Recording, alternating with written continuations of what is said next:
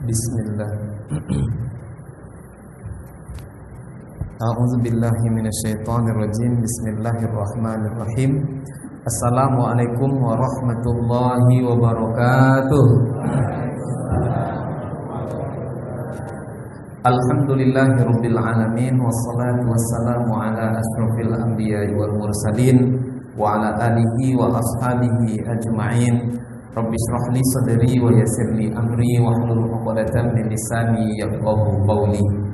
Ayah ibu, orang tua kami, alim ulama, cerdik pandai, tokoh masyarakat, adik-adik yang kami sayangi, hadir bersama kita ayahanda Bapak Pengurus Bapak Suherman, dan kemudian ada juga adik-adik dari Masjid Kodamara, Masjid Kodamara, Masjid Raya Pasar Bawah, kemudian kawan-kawan dari Musola Al-Barokah. Kami doakan semoga kita semua senantiasa dalam keadaan sehat walafiat. Allah beri kita rezeki yang penuh berkah melimpah ruah, dan kemudian semoga Allah kokohkan istiqomah kita sampai nanti ajal datang menjemput nyawa. Pemuda-pemuda harapan bangsa, adik-adik, mudah-mudahan semuanya nanti akan menjadi orang-orang yang hebat. Mudah-mudahan adik-adik kami nanti ada yang menjadi pejabat. Mudah-mudahan adik-adik kami nanti ada yang menjadi pengusaha-pengusaha sukses. Mudah-mudahan adik-adik kami nanti ada yang menjadi profesor. Mudah-mudahan adik-adik kami nanti ada yang menjadi doktor. Mudah-mudahan adik kami nanti ada yang menjadi presiden. Mudah-mudahan nanti ada yang menjadi menteri. Mudah-mudahan adik kami ada yang menjadi dokter. Mudah-mudahan adik-adik kami nanti ada yang menjadi Kapolri. Mudah-mudahan adik kami nanti ada yang menjadi Panglima TNI.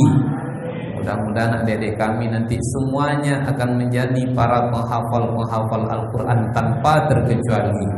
Mudah-mudahan adik-adik kami nanti akan menjadi pejuang-pejuang agama dan bangsa yang kita cinta. Takbir!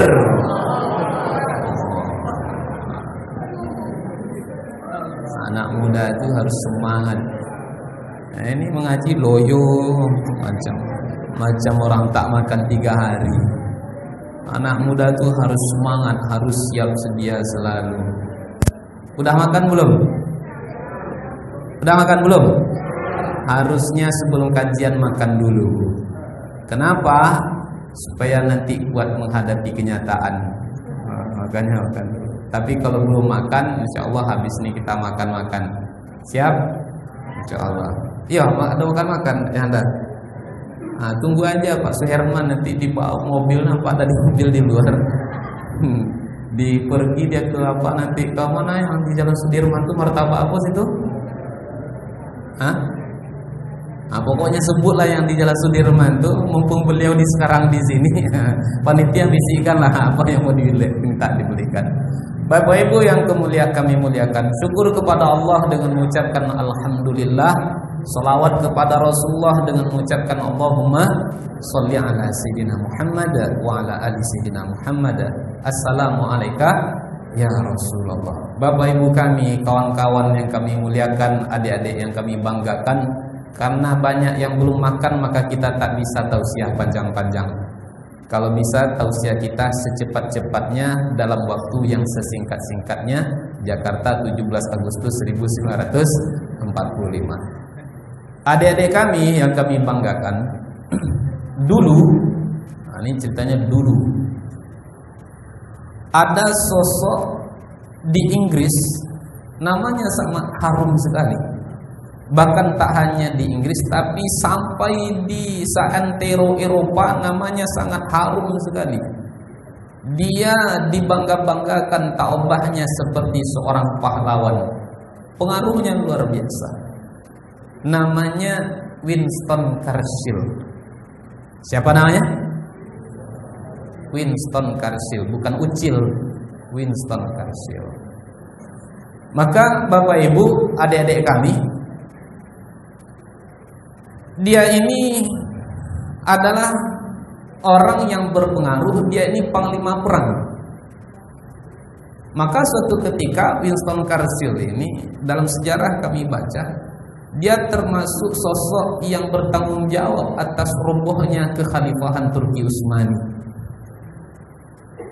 Pernah suatu ketika Winston Churchill dikumpulkannya arsitek-arsitek perang Eropa, orang-orang yang ahli dalam berperang, dikumpulkannya di satu tempat di depan istana, yang mana di depan istana itu ada kolam yang dipenuhi dengan ikan. Setelah ahli-ahli perang itu berkumpul di depan kolam, lalu apa kata Winston Churchill kepada orang-orang ahli perang itu? Siapa di antara kalian yang dapat menangkap ikan-ikan yang ada di dalam kolam ini? Dengan tangan kosong, kata Winston Churchill.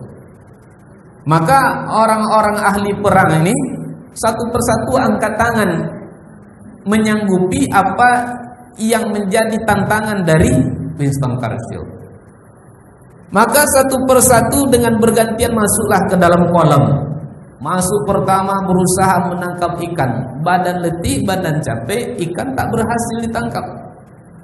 Keluar dia, masuk lagi yang kedua, berusaha menangkap ikan, badan letih, badan capek, ikan pun tak berhasil dia tangkap.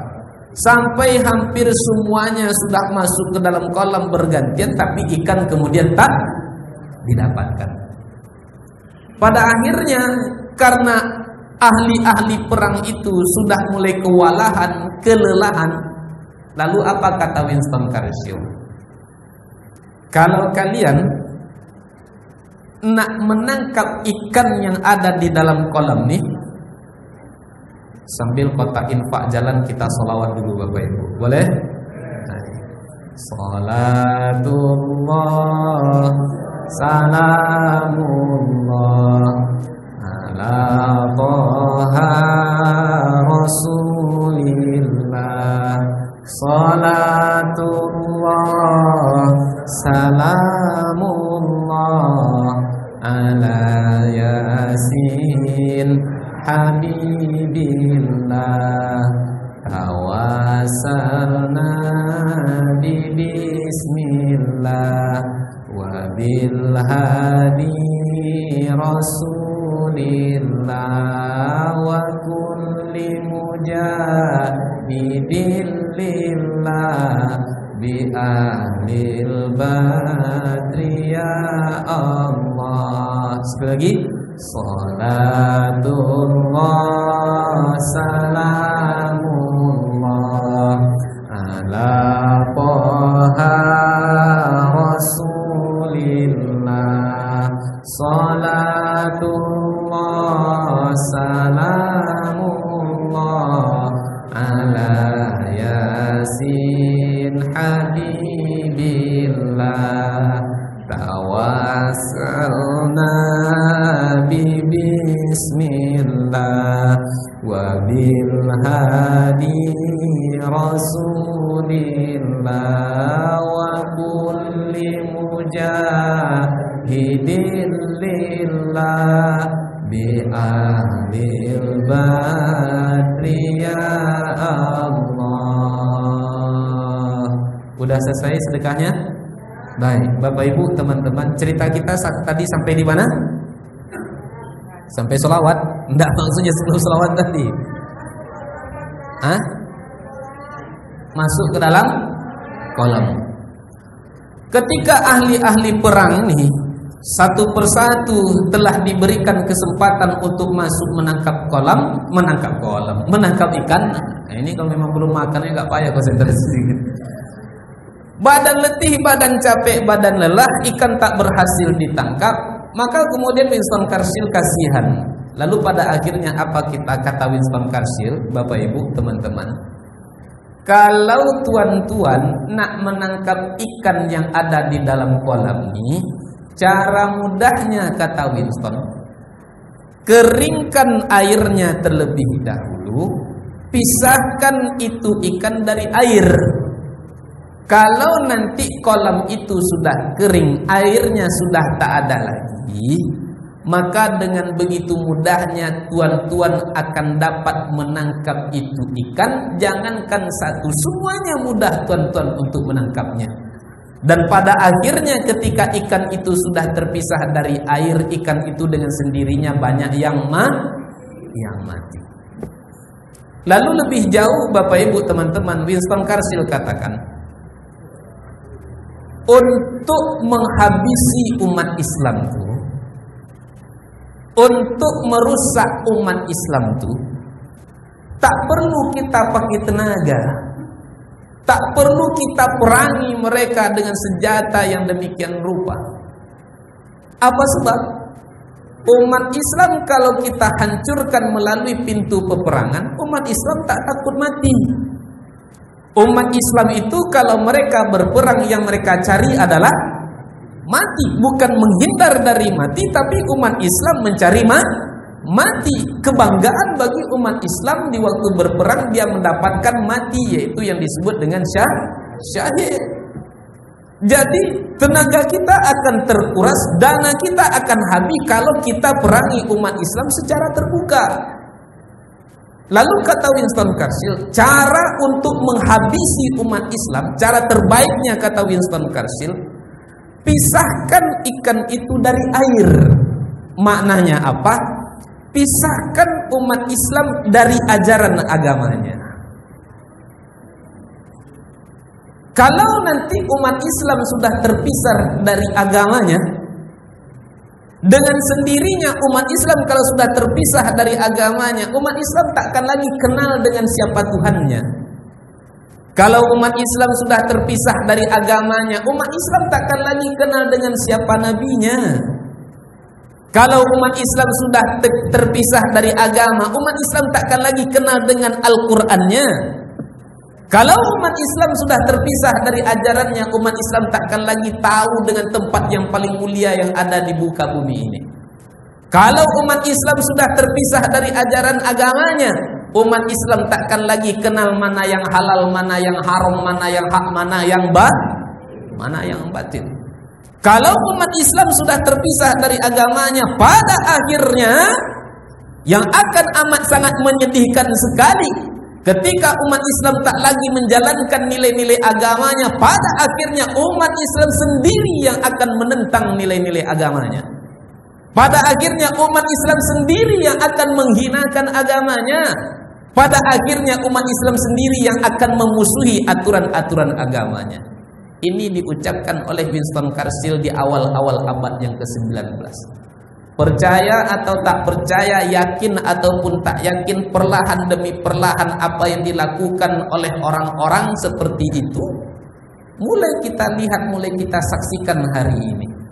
Teman-teman Bapak Ibu yang kami muliakan, ketika umat Islam sudah terpisah dengan agamanya, poin pertama, umat Islam tak lagi kenal dengan siapa Tuhannya. Betul?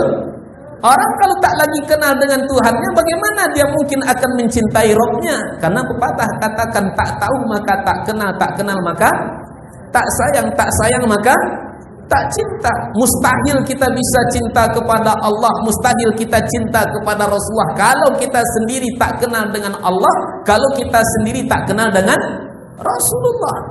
Cintakah Allah kepada kita? Cinta. Berapa banyak nikmat Allah yang sudah kita dapat sampai detik ini, Bapak Ibu yang dirahmati Allah. Nikmat bernapas saja. Bernapas nikmat tak? Udara itu nikmat tidak? Ketika ada kawan-kawan kita yang terkena oleh virus corona contohnya, kan yang paling pertama diganggu diantaranya pernafasannya kan?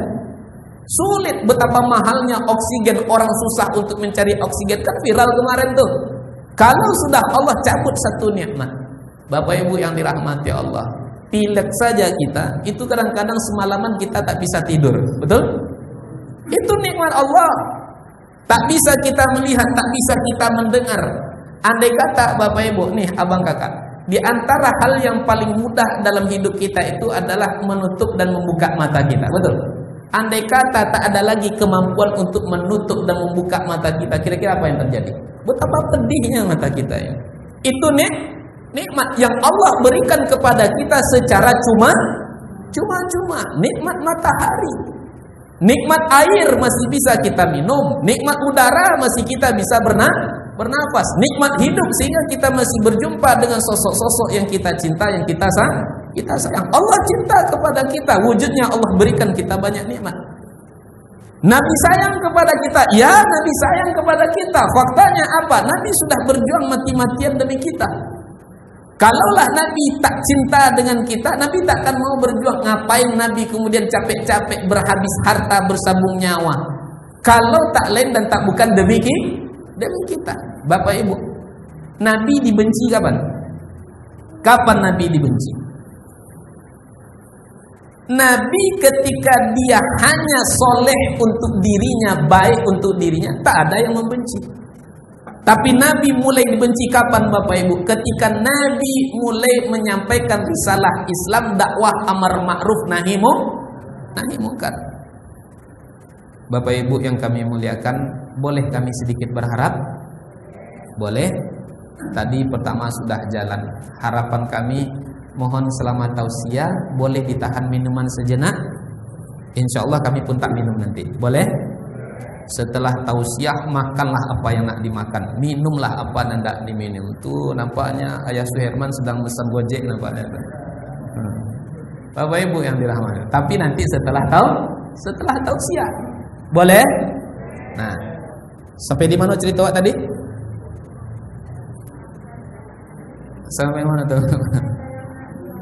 Sampai sayangnya Nabi. Nabi dibenci ketika dia mulai menyampaikan dakwah amar ma'ruf nahi munkar, mengajak orang kepada jalan yang baik.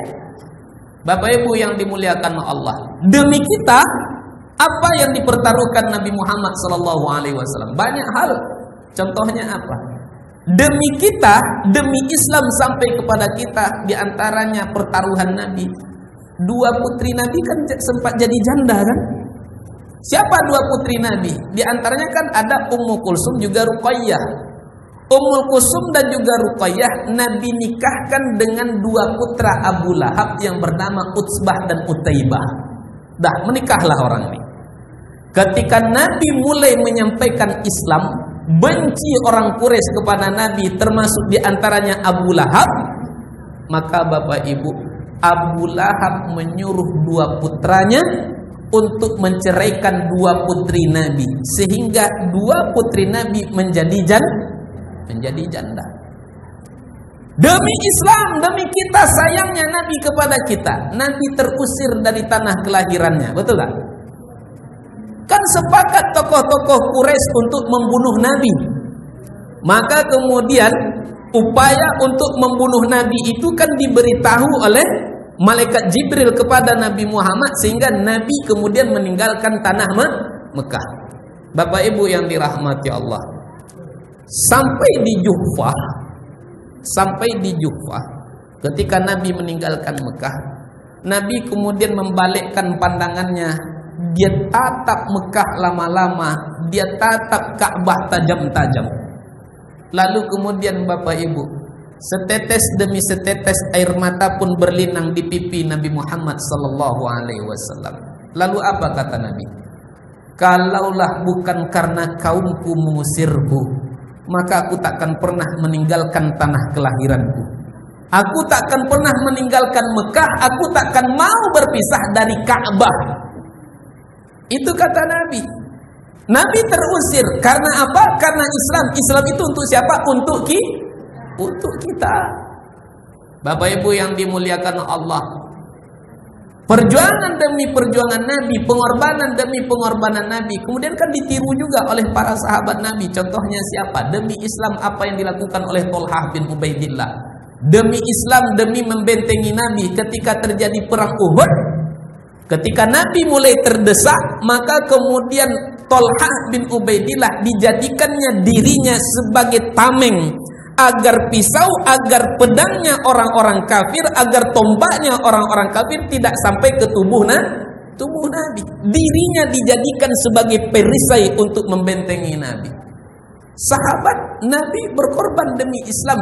Islam itu tak lain dan tak bukan untuk kita. Jadi kita tak bisa kenal dengan Allah, tak cinta kepada Rasulullah, mustahil kita akan mau berkorban untuk Allah dan untuk Rasulullah ketika kita tidak tahu, apalagi kalau ketika kita tidak cinta. Maka ketika umat Islam sudah terpisah dari agamanya, dia tak lagi kenal dengan siapa nabinya, dia tak lagi kenal dengan siapa Robnya, dia tak lagi kenal dengan siapa yang menjadi panutan dalam hidupnya.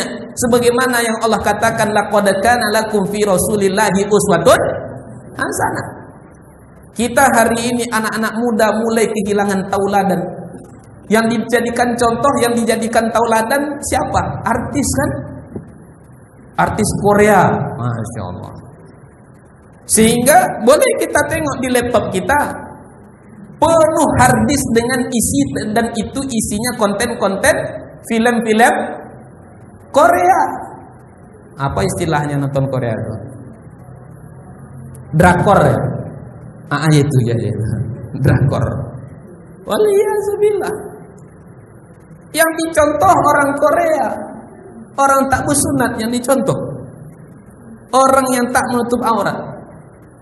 Terlalu tinggi ekspektasi mencontoh orang Korea. Orang Korea itu putih-putih atau anak putih pula. Dipakainya bedak tebal-tebal, sehingga muka terlalu putih, tangan yang dicontoh itu siapa? Yang dicontoh itu adalah Rasulullah. Kita kehilangan tauladan selama ini. Kenapa? Karena umat Islam sudah terpisah dari agama. Sebabnya apa, Bapak Ibu yang dirahmati Allah? Kadang-kadang dunia pendidikan pun kadang-kadang saya lihat amat sangat menyedihkan. Mudah-mudahan dengan ayahanda ada di dewan akan sangat potensi beliau yang amat sangat besar, perhatian beliau terhadap Islam, maka kemudian mendatangkan perubahan-perubahan.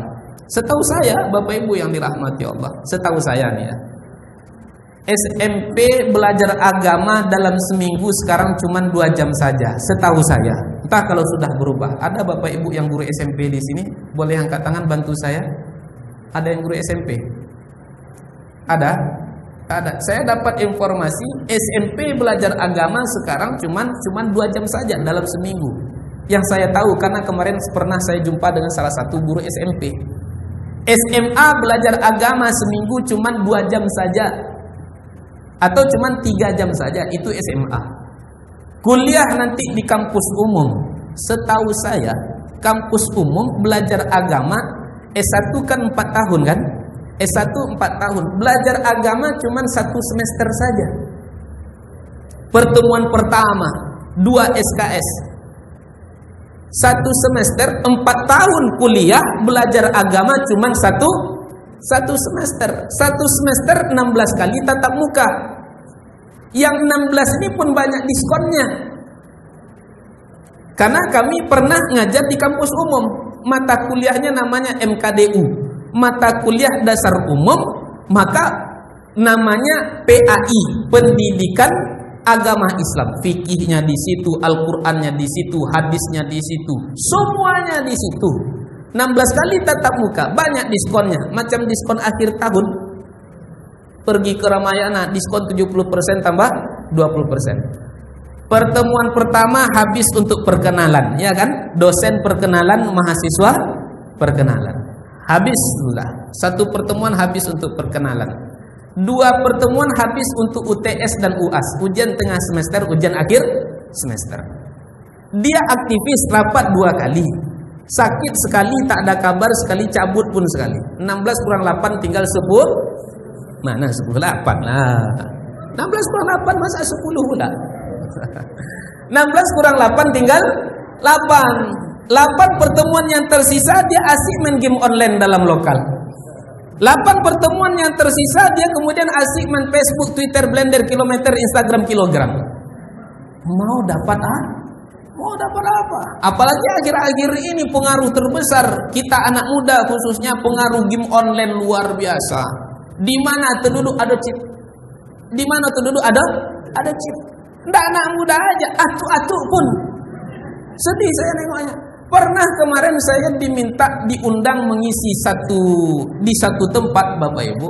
Jadi ketika ngisi itu, jadi yang tokoh-tokohnya duduk di depan nih ceritanya nih. Selebihnya kayak kita inilah.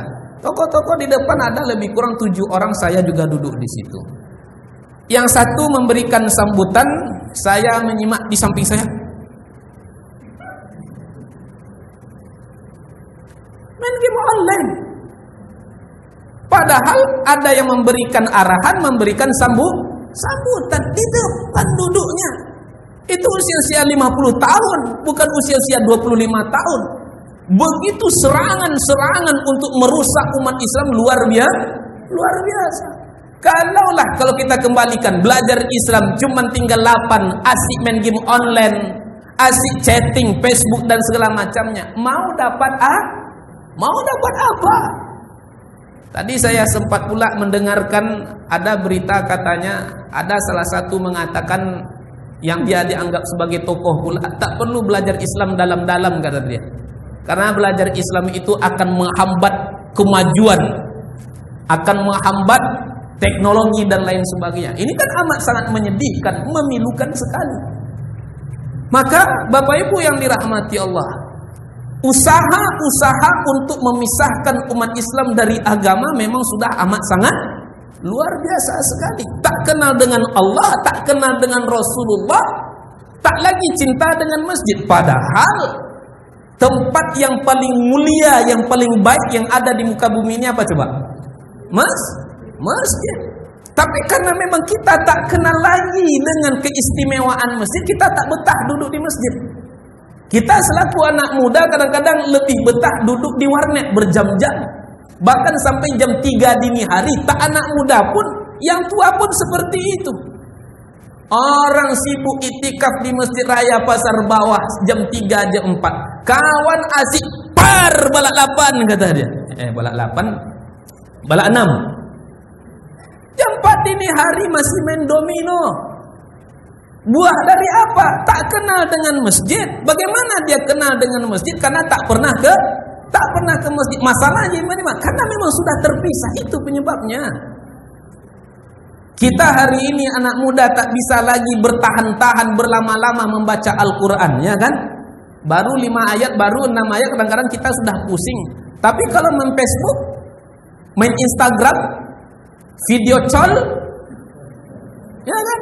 Video call sampai jam 3 dini hari dengan yang tak pantas bagi kita untuk melihatnya. Sehingga anak-anak umat Islam hari ini, karena memang sudah terpisah dari Islam, tak tahu lagi mana yang halal, mana yang haram. Betapa banyak kawan-kawan kita hari ini terjebak dalam narkoba tentunya. Kalau sudah kena narkoba, susah untuk mengobatnya, susah, payah untuk mengembalikannya. Makanya saya bermohon kepada Allah, semoga kawan-kawan yang hadir malam hari ini tak ada yang terkena oleh virus narkoba. Amin. Ya Rabbal Alamin. Ada satu artikel yang saya baca, Bapak Ibu yang dirahmati Allah. Di antara cara untuk menghancurkan umat Islam, khususnya Turki Utsmani, Bapak Ibu, itu banyaklah dikirim sabu-sabu ke negeri-negeri umat Islam. Dikirimkan banyak biduan ke negeri-negeri Islam. Akhirnya apa? Umat Islam terlena. Kalau sudah narkoba itu, Masya Allah, ujung-ujungnya kepada perzinahan, ujung-ujungnya nanti maling dan lain sebagainya. Bahkan tak jarang berbuah kepada pembunuhan. Sudah dijelaskan, al-khamru ummul khaba'ith. Narkoba, khamar itu adalah ibu dari segala kekejian yang ada. Maka hati-hati betul teman-teman, kawan-kawan, jangan sampai terjebak dalam lubang yang begitu hina ini. Jaga diri kita. Bagaimana kita akan membangun bangsa? Bagaimana kita akan membangun agama kalau kita sendiri sudah lewat, sudah hanyut dalam buayan narkoba? Bagaimana kita akan menjadi sosok-sosok yang diandalkan, dapat dibanggakan untuk agama dan bangsa? Tak tahu lagi batasan mana yang halal, mana yang haram. Kenapa? Karena sudah terpisah dari agama. Walhasil, ketika umat Islam sudah terpisah dari agama yang amat sangat menyedihkan, kemudian betapa banyak umat Islam yang kemudian menentang nilai agamanya. Betapa banyak umat Islam kemudian yang memusuhi nilai-nilai agamanya. Betapa banyak umat Islam yang kemudian menghina agamanya tanpa rasa takut, tanpa ada rasa malu. Kan sudah kita lihat ramai berserak di media sosial. Teroris punya agama, dan agama teroris adalah Islam. Kalimat itu keluar dari lisan orang Yahudi kan? Bukan. Keluar dari lisan orang Nasrani kah? Bukan. Lalu kalimat teroris punya agama. Agamanya adalah Islam. Keluar dari mulut siapa? Dari mulut umat Islam sendiri. Ulama dicaci. Ya kan? Kan banyak cacian makian terhadap ulama. Ulama dicaci sementara penjahat dipuji. Ini yang sering terjadi. Islam dihina, ulama dihina, tapi pengkhianat disanjung dan dipuja. Ini yang terjadi. Ciri-ciri radikal. Apa ciri-ciri radikal? Tengok mukanya, panjang jenggotnya, di atas mata kaki celananya, istrinya pakai cadar, itu sudahlah tuh ciri-ciri radikal. Yang mengungkapkan kalimat-kalimat seperti itu siapa? Umat Islam. Kenapa? Karena sudah terpisah dari agama. Bahkan diremehkan nilai-nilai Islam. Nampak orang celana di atas mata kaki, banjir ya Pak, kata dia. Nampak orang panjang jenggotnya, kambing lewat, kata dia. Nampak orang pakai cadar, ninja Hattori, kata dia. Waliyazubillah. Ketahuilah Bapak Ibu, abang kakak, kawan-kawan, siapapun yang menghina sunnah Nabi, maka berarti dia telah menghina Nabi. Apa sebab? Karena sunnah-sunnah itu datangnya dari Nabi. Kalau kita belum mampu menjalankan sunnah Nabi, berdoalah kita kepada Allah agar Allah berikan kita hidayah, kemampuan agar mampu menjalankan sunnah-sunnah Nabi. Akhir-akhir ini timbul lagi fitnah, pesantren menjadi sarang-sarang teroris. Makanya ngamuk kemarin salah satu ketua MUI, Kiai Haji Anwar Abbas, ya kan? Sehingga dengan ungkapan-ungkapan seperti itu orang takut untuk menyekolahkan anak ke pesantren. Yang anak sudah dibina dengan nilai-nilai agama saja masih banyak yang rusak, apalagi kalau tak dibina sama sekali. Kasus narkoba, kasus pergaulan bebas tak terbendung lagi. Kenapa? Karena umat Islam yang terpisah, tak kenal lagi dengan nilai-nilai agama. Maka Bapak Ibu, teman-teman yang dirahmati Allah, agar kita tak lagi terpisah dengan agama, maka tak ada yang bisa kita lakukan. Ayo kemudian kembali kita ke benteng kita. Ayo kembali kita ke barak-barak kita. Mana barak-barak kita? Mana benteng-benteng kita? Inilah masjid. Menjadi aib dulu kalau anak muda tidurnya di rumah. Betul kan? Malu orang kalau tidur di rumah. Begitu anak muda dulu. Tapi hari ini menjadi kebanggaan anak muda kalau tidur di masjid, tidur di musola. Tapi hari ini musola masjid banyak yang sepi, musola banyak tak berpenghuni. Pernah di satu tempat Bapak Ibu yang dirahmati Allah, real kami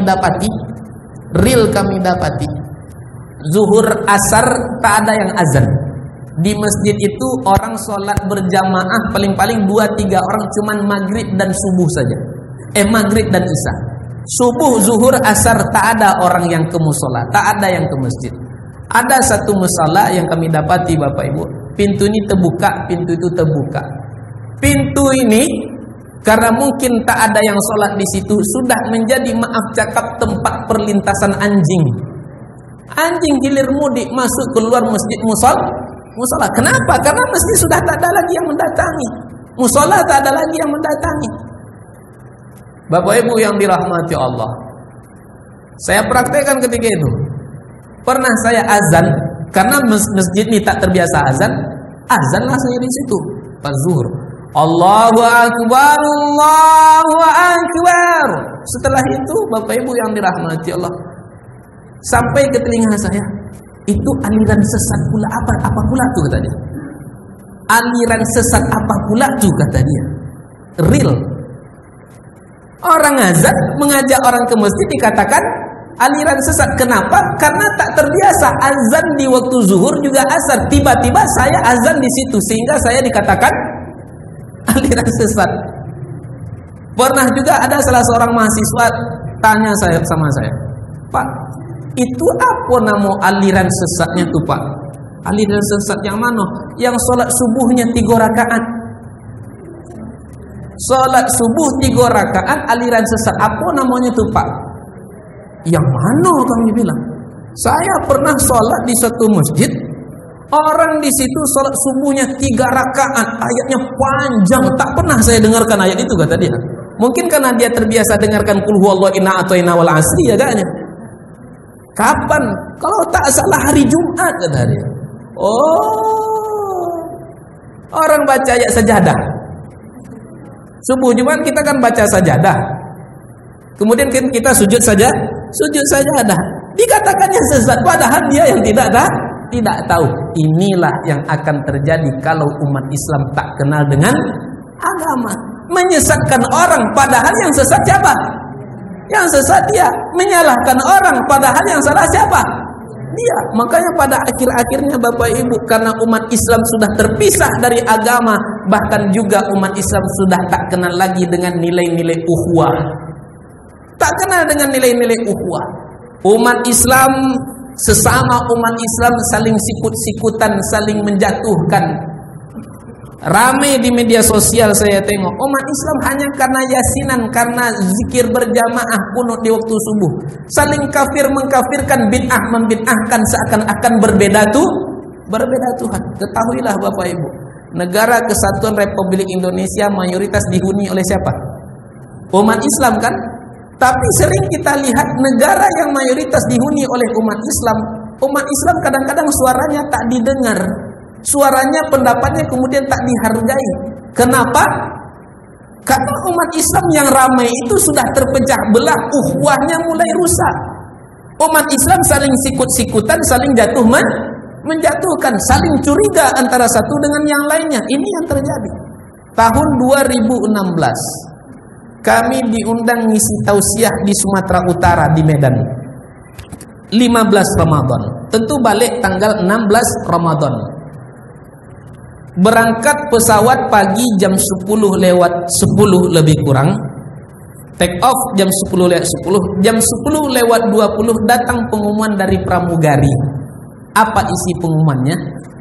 Bapak Ibu penumpang yang terhormat, mari yang berpuasa kita hormati yang tidak berpuasa. Saya kira saya salah dengar. Diulang sekali lagi. Bapak Ibu penumpang yang terhormat, mari yang berpuasa hormati yang tidak berpuasa. Penerbangan saya dari mana tadi Pak Bu? Dari Kuala Namu menuju Pekanbaru. Saya kebetulan duduk di depan.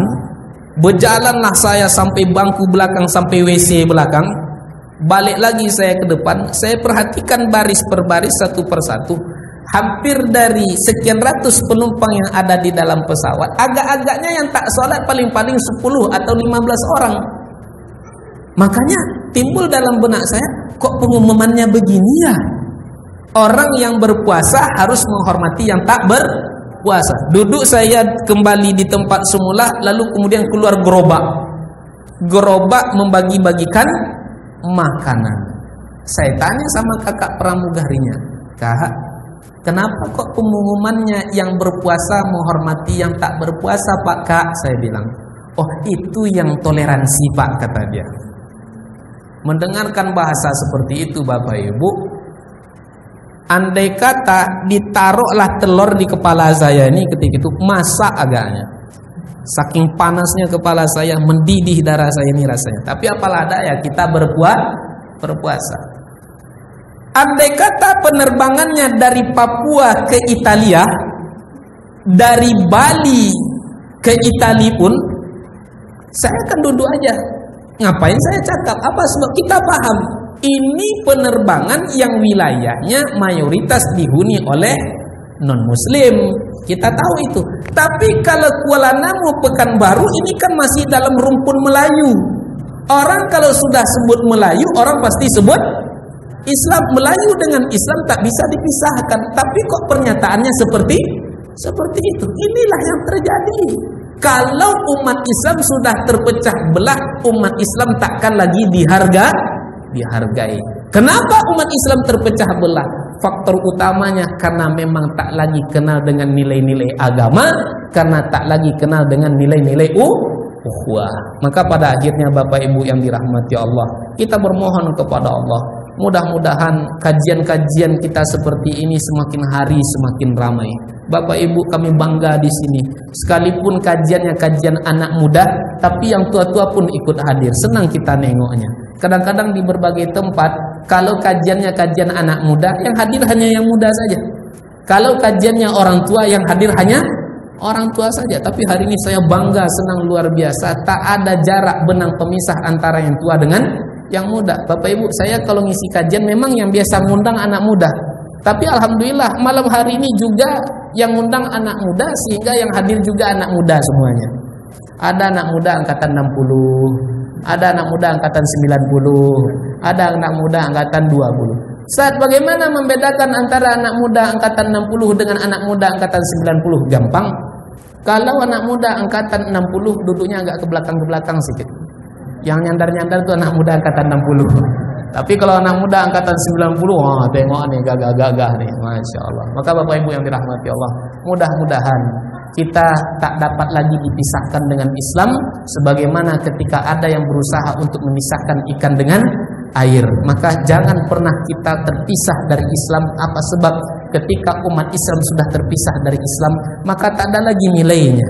Dia ibaratnya sudah bangkai yang berjalan di atas muka bumi Allah ini. Maka khususnya teman-teman pemuda, baik buruknya negeri kita, maju tidaknya agama kita ditentukan dengan apa yang kita lakukan hari ini.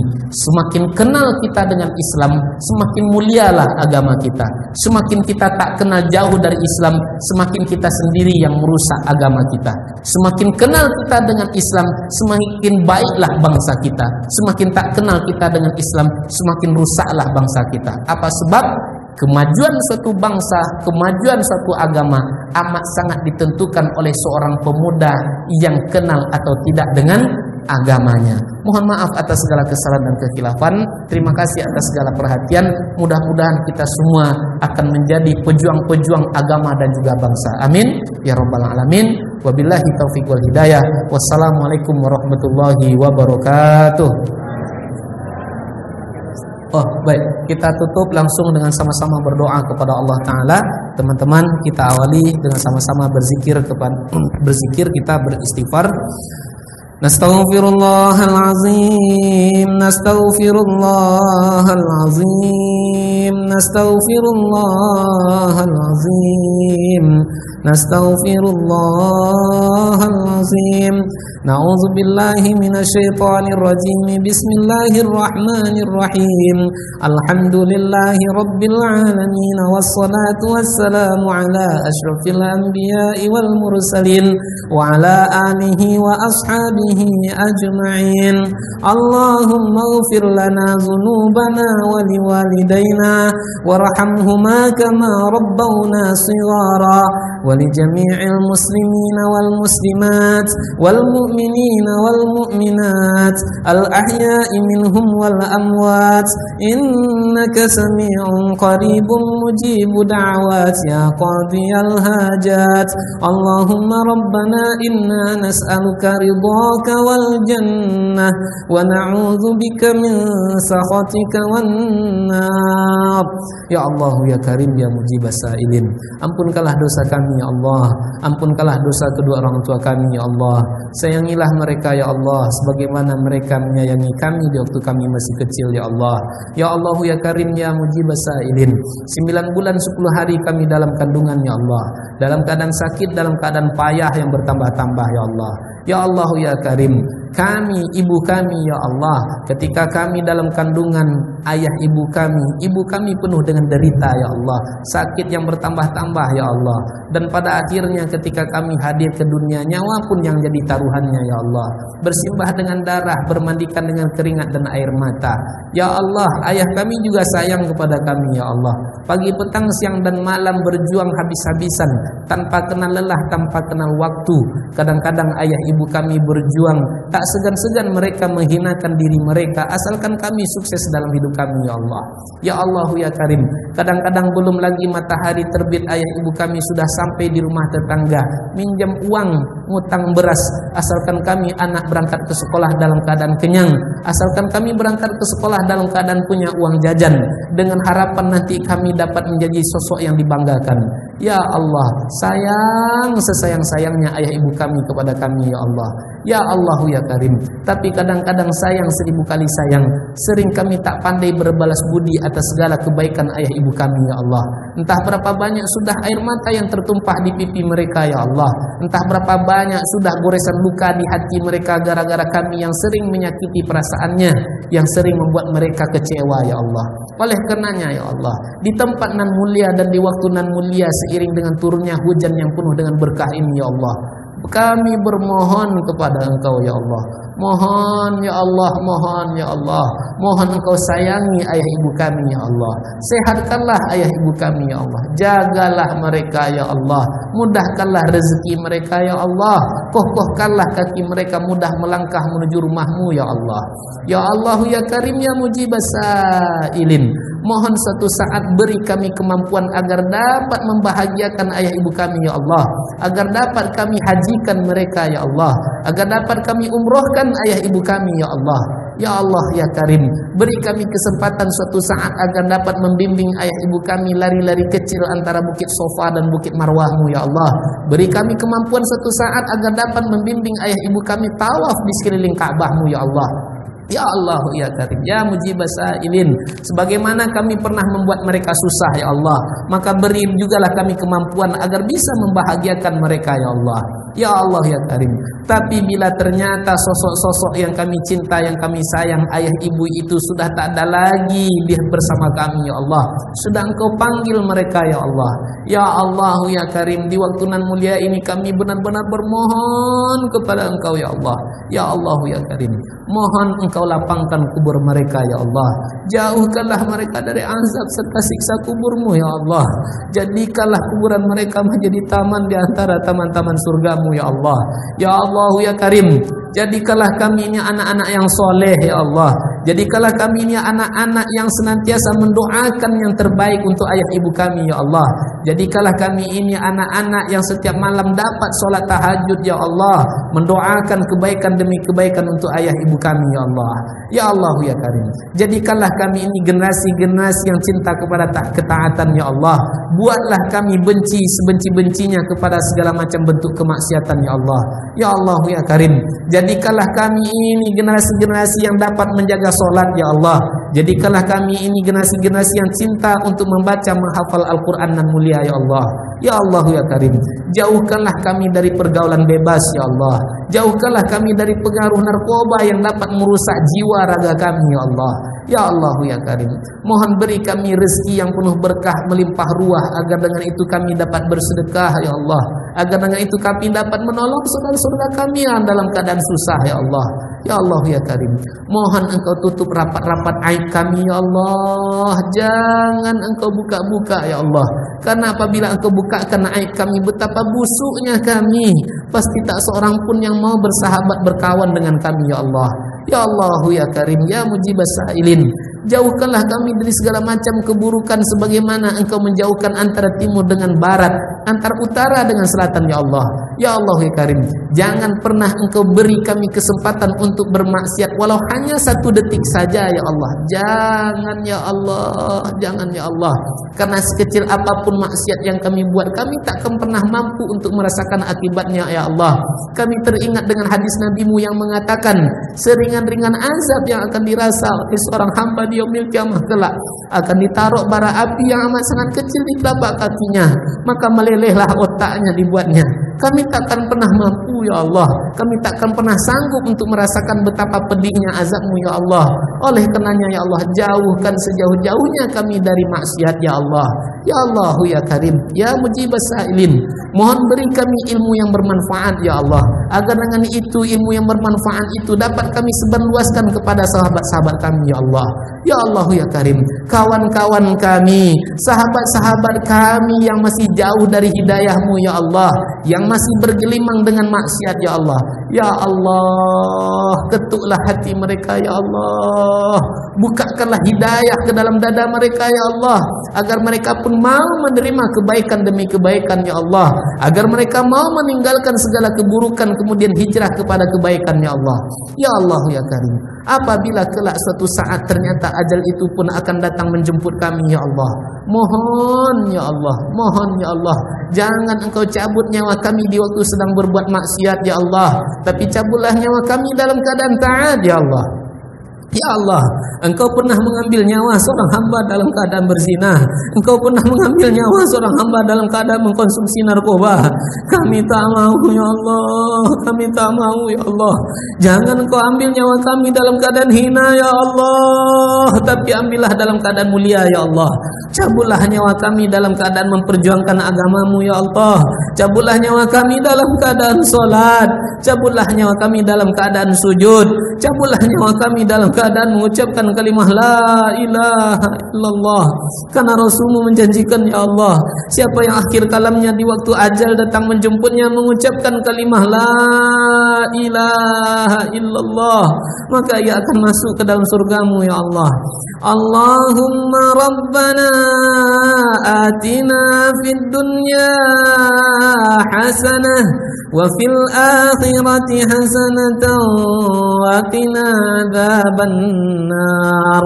Subhanaka rabbil izzati amma yasifun wa salamun alal mursalin walhamdulillahi rabbil alamin.